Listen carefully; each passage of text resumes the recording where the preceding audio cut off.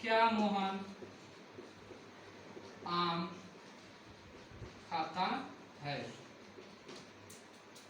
जब तीसरा रूप दे दिए क्या मोहन आम खाता है, तो जिस वाक्य में प्रश्न पूछे उस वाक्य को इंट्रोगेटिव सेंटेंस यानी कि प्रश्नवाचक वाक्य कहते हैं। किससे प्रश्न पूछ रहा है कि क्या मोहन आम खाता है, तो क्या लगा है, तो प्रश्न पूछ रहा है, जिसकी वजह से वाक्य हमारा इंट्रोगेटिव सेंटेंस हो जाएगा। यानी जैसे दे दिया क्या, कब, कैसे, कहाँ, ये आदि सब प्रश्न पूछते हैं। इसके लिए हमारा हो जाएगा सेंटेंस इंट्रोगेटिव सेंटेंस। तो आपको सबसे पहले इन तीनों को याद रखना है, अफर्मेटिव सेंटेंस सकारात्मक वाक्य, नेगेटिव सेंटेंस यानी नकारात्मक वाक्य, और तीसरा इंट्रोगेटिव सेंटेंस यानी प्रश्नसूचक वाक्य। यदि ये हमको याद रहेगा सकारात्मक, नकारात्मक और प्रश्नवाचक, तो हम एक टेंस को उसको 3 या 4 रूप में कन्वर्ट कर सकते हैं। तो समझ में आ गया कि जो वाक्य सिंपल हो, साधारण हो, उसे अफर्मेटिव सेंटेंस यानी सकारात्मक वाक्य कहते हैं। जिस वाक्य में नहीं शब्द लगा हो उसे निगेटिव यानी नकारात्मक वाक्य कहते हैं, और जिस वाक्य प्रश्न पूछ रहा हो उस वाक्य को इंट्रोगेटिव सेंटेंस कहते हैं। तो यहाँ तक क्लियर हो गया। अब आगे बढ़ते हैं कि प्रेजेंट इंडेफिनिट टेंस का पहचान हो गया। हम सेंटेंस भी समझ लिए, 3 सेंटेंस अफर्मेटिव, निगेटिव और इंट्रोगेटिव।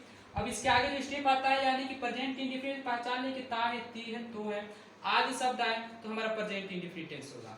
अब आगे देखेंगे किसके बनाने का रूल क्या होता है। जैसे दे दिया मोहन आम खाता है, तो हम क्यों जान लें कि ता है आया है लास्ट में। अब इसका बनाने का रूल क्या है, नियम क्या है, तो इस नियम को जानने के लिए आगे देखते हैं। तो हम सबसे पहले इस रूल को समझेंगे प्रेजेंट इंडेफिनिट टेंस को बनाने को। इसका रूल होता है, रूल से पहले हमको एक और स्टेप देखना है। जैसे कि होता है कोई भी, जैसे दुनिया है, हमारा ही कोई भी कार्य है, तो सबसे पहले हमारा वर्ब हो गया, सॉरी सबसे पहले सब्जेक्ट लेते हैं, सब्जेक्ट, ऑब्जेक्ट, वर्ब। सब्जेक्ट का हिंदी होता है कर्ता, ऑब्जेक्ट का हिंदी होता है कर्म, वर्ब का हिंदी होता है क्रिया। यदि हम ये 3 पहचानें कि वाक्य में कि सब्जेक्ट कौन है यानी कर्ता क्या है, ऑब्जेक्ट कर्म क्या है, वर्ब यानी क्रिया क्या है, जब इन तीनों का वाक्य पहचान लेंगे सब्जेक्ट, ऑब्जेक्ट और वर्ब को, तो हम आसानी से उसको इंग्लिश में ट्रांसलेट कर सकते हैं। तो हम यहाँ पे जैसे मान लीजिए दे दिया कि मोहन आम खाता है, दे दिया मोहन आम खाता है। हमको सबसे पहले कह रहा है कि इसमें सब्जेक्ट, ऑब्जेक्ट और वर्ब पहचानना है। तो जब हम इसमें सब्जेक्ट, ऑब्जेक्ट और वर्ब पहचानेंगे तभी इसको हिंदी से इंग्लिश में ट्रांसलेट कर पाएंगे। अन्यथा हम नहीं पहचान पाएंगे कि मोहन क्या है, आम क्या है, खाता क्या है, तो हम इसको कन्वर्ट नहीं कर पाएंगे। तो सबसे पहले हमको देखना है सब्जेक्ट उसे कहा जाता है, जैसे मोहन, सोहन, सीता, गीता, रीता, मीता, ही, सी, इट, ये सब सब्जेक्ट हैं। ये सब सब्जेक्ट में आते हैं, तो कर्ता हो गए। ऑब्जेक्ट, ऑब्जेक्ट मीन्स होता है कोई वस्तु या कोई चीज, कोई वस्तु या चीज ऑब्जेक्ट में आ जाएगी।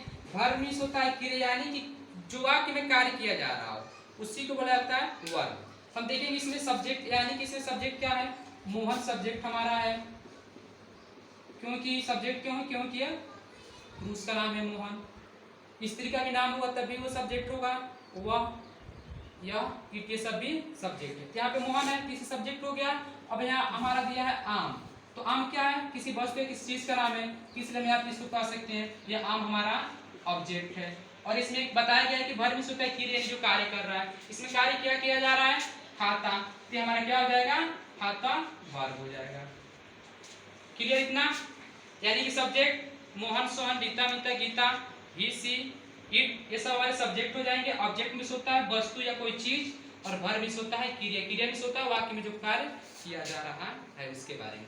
तो समझ में आ गया सब्जेक्ट, ऑब्जेक्ट और वर्ब, ये समझ में आ गया। तो सबसे पहले ये समझना जरूरी है कि सब्जेक्ट, ऑब्जेक्ट और वर्ब क्या होता है। इसमें बता दिया गया कि मोहन सब्जेक्ट है, आम ऑब्जेक्ट है, खाता वर्ब है। तो पहचान लिए, आगे बढ़ेंगे। इसको बनाने का रूल क्या होता है, रूल, सबसे पहले इसका जो रूल होता है, नियम होता है, पहला होता है अफर्मेटिव वाक्य के लिए पहला होता है रूल, लिखेंगे हम सब्जेक्ट प्लस V1 के साथ यस या यस का प्रयोग करेंगे प्लस ऑब्जेक्ट। ये रूल हो गया। सब्जेक्ट प्लस V1 के साथ यानी कि क्रिया की पहली अवस्था के साथ यस और यस का प्लस ऑब्जेक्ट या अदर वर्ड भी कह सकते हैं ऑब्जेक्ट जगह पे। तो इस हमारे यहाँ पे दे दिया हमारा मोहन। मोहन सड़क पर दौड़ता है।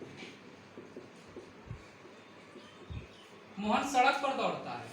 तो हमारे इस नियम के हिसाब से बनाएंगे। सबसे पहले देंगे सब्जेक्ट V1 के साथ यस और ये सब्जेक्ट। ये भी ध्यान रखना है कि जो यस और यस है सबके साथ नहीं प्रयोग होगा, सबके साथ नहीं प्रयोग। ये बताएंगे आगे, पहले इसको समझिए कि मोहन सड़क पर दौड़ता है। हमारा दिखाई दे रहा है कि सब्जेक्ट यहाँ पे मोहन है। तो इस नियम के हिसाब से सब्जेक्ट को सबसे पहले लिखेंगे तो हो जाएगा हमारा मोहन, प्लस दिया है प्लस वर्ब इस क्रिया। क्रिया क्या कर रहा है? दौड़ता। दौड़ता के इंग्लिश क्या होता है? रन। उसके बाद दिया है यस और यस, इसके साथ हम प्रयोग कर देंगे यस, मोहन रन्स। उसके बाद दिया ऑब्जेक्ट। ऑब्जेक्ट क्या है? पर सड़क। तो पर का हो जाएगा ऑन द रोड। ये हमारा होगा मोहन सड़क पर दौड़ता है। हमारा मोहन सब्जेक्ट हो गया, रन्स वर्ब हो गया, ऑन द रोड हमारा ऑब्जेक्ट हो गया। यदि हम बताएं अभी कि सभी क्रिया के साथ यस और यस का प्रयोग नहीं किया जाता है। जैसे दे दिया मैं पढ़ने जाता हूँ, मैं पढ़ने जाता हूँ। यहाँ पे हमको अब जिसे आप लोग पढ़ेंगे एक वचन यानी सिंगुलर नंबर प्लूरल यानी एक वचन और बहुवचन। तो एक वचन यहाँ पे मोहन एक वचन है। इसके लिए यहाँ पे क्या हुआ? जो वाक्य जिस वाक्य का कर्ता एक वचन होगा उसके क्रिया के साथ यस और यस का प्रयोग किया जाएगा, और जिस वाक्य का कर्ता यानी सब्जेक्ट बहुवचन होगा उस क्रिया के साथ यस और यस का प्रयोग नहीं किया जाएगा। हम यहाँ पे इसलिए यस का प्रयोग किया रन के साथ क्योंकि यहाँ पे मोहन हमारा एक वचन है, इसलिए यहाँ पे रन के साथ यस का प्रयोग किया गया। अब नीचे एक वाक्य दिया है कि मोहन पढ़ने जाता है, तो बताएं अभी कि जिस वाक्य का कर्ता यानी सब्जेक्ट बहुवचन हो उसके वर्ब के साथ यस और यस का प्रयोग नहीं किया जाता है। तो यहाँ पे मैं क्या है? एक बहुवचन है, तो इसको बनाएंगे तो जाएगा आई। अब यहाँ पे आई सब्जेक्ट हो गया हमारा, जाता क्या हो गया? जाता हमारा हो गया वर्ब गो, टू लगा देंगे, पढ़ने की इंग्लिश में जाएगा रीड। हो गया आई गो टू रीड, मैं पढ़ने जाता हूँ। तो हमारा समझ में आ गया कि इस क्रिया के साथ यस का प्रयोग हुआ है और इस क्रिया के साथ यस या यस का प्रयोग नहीं किया गया है। इस क्रिया के साथ यस का इसलिए प्रयोग किया गया है क्योंकि यहाँ पे हमारा मोहन एक वचन है और यहाँ पे जो हमारा सब्जेक्ट मैं है वो बहुवचन है, इसलिए इसकी क्रिया के साथ यस या यस का प्रयोग नहीं किया गया है।